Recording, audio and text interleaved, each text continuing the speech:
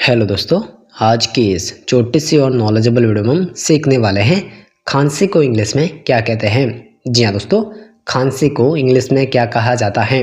अगर आपको पता है तो आप भी मीनिंग को कमेंट बॉक्स में लिख सकते हैं, जिसका सही मीनिंग हो जाएगा खांसी को इंग्लिश में कफ कहा जाता है। क्या खांसी को इंग्लिश में कफ कहा जाता है।